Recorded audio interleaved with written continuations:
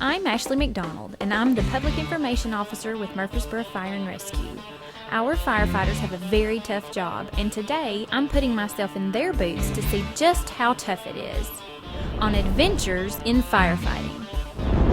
Welcome to this episode of Adventures in Firefighting. We're here at the Doug Young Public Safety Training Facility, and I'm here with Battalion Chief Brian Lowe. Hi, Brian. Welcome to the show. Hello. Thank you for having me. You are very welcome.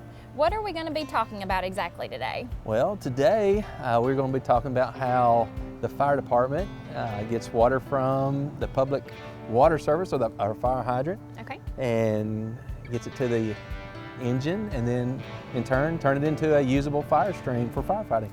Okay, great. Where are we going to get started with this, or kind of walk me through the process of what we're going to be doing?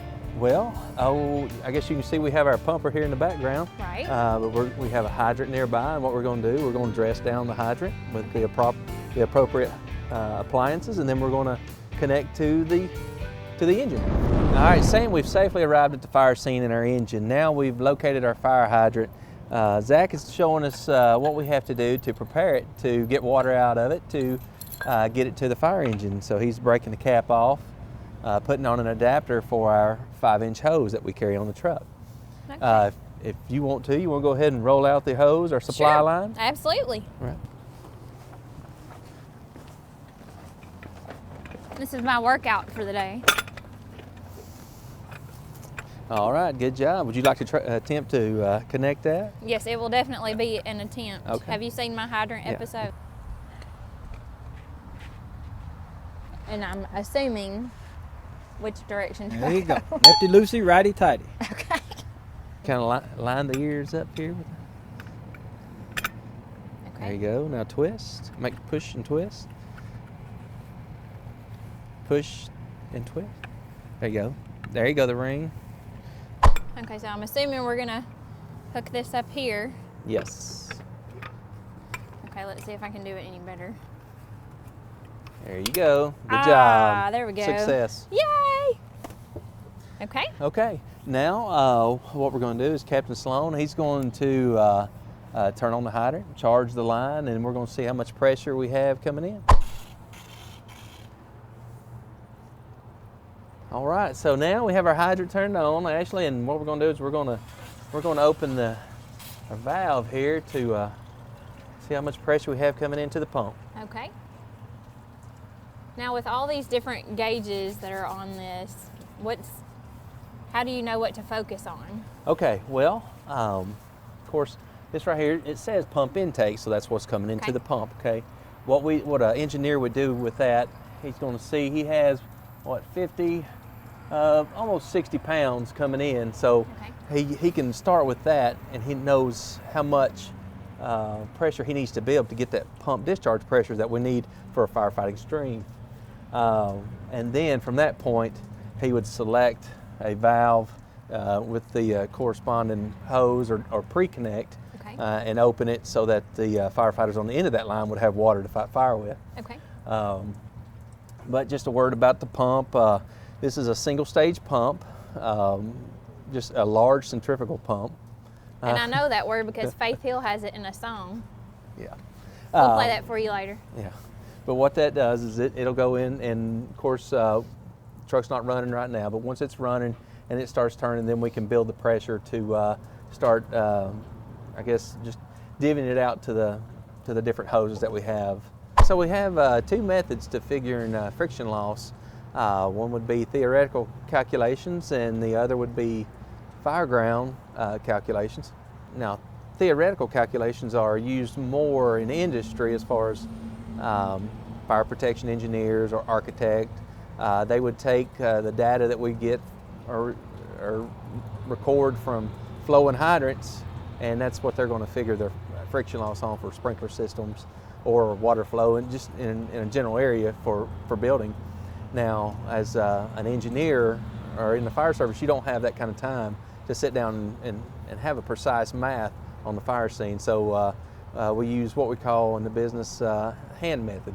It's a fireground calculation method that it cuts corners and gets us in the ballpark of where we need to be. The type of hose that we would carry on this truck have two primary purposes. attack and supply. 1 3/4, which is what you see right here on the pre-connect, and then we have 2.5. Both of those can be used for attack lines. We have the 2.5, it can serve dual purpose as supply.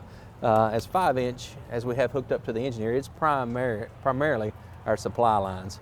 But the engine, when we're doing our fireground math or our hand method, there's several schools of thought, and over the years it's changed a little bit, and so depending on the engineer or driver, you may get a little bit different answer, but it's still all in the same ballpark. So the old adage, more than one way to skin a cat, usually applies there. But typically how I learned was to figure on 2.5, the hand method. So I would say, if we're trying to flow 200 gallons of water, which we will be here in a minute, say we'll say 100, 200 gallons. Our multipliers are 3 and 5.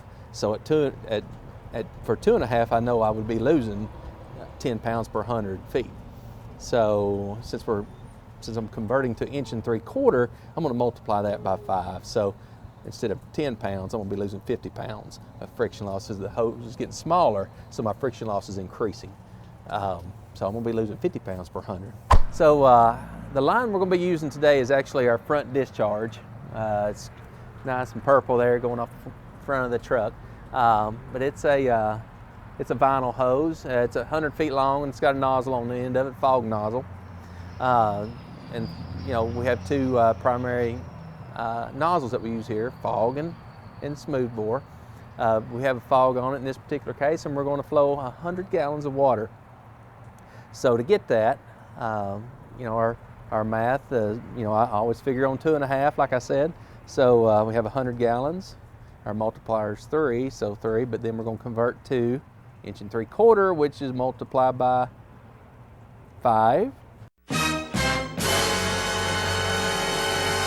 And so that's going to be 15. So our pump discharge pressure is going to be 115. Now you'll be able to do this. So if we're setting at 60 now, how much pressure do we have to be able to get to 115?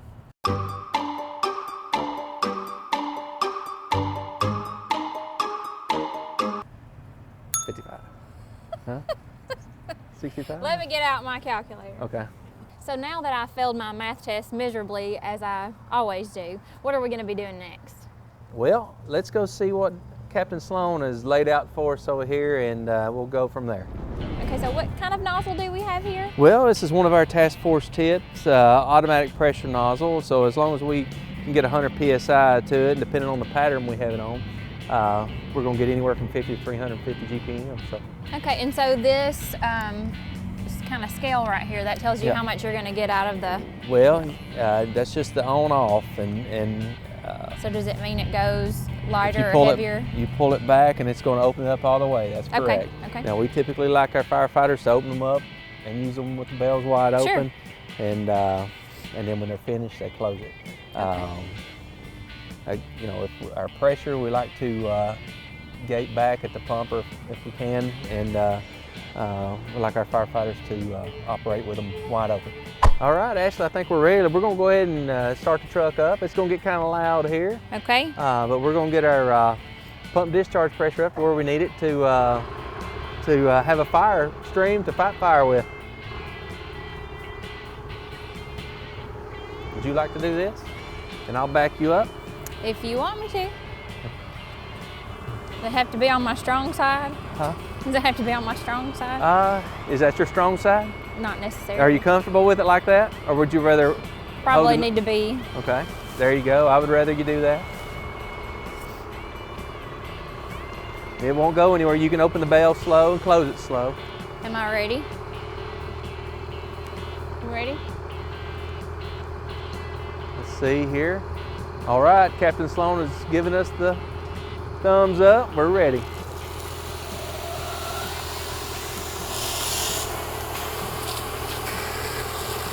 All right, don't blow the rocks out. There you go. Good job. Don't want to mess up the landscaping we got here. Good job. Thanks. Well, that's it. That's how we turn the public water supply into a fire stream for fighting fire. A Special thanks to Battalion Chief Brian Lowe for sharing some pumping basics with us today, and most importantly for doing the math for me because I don't math.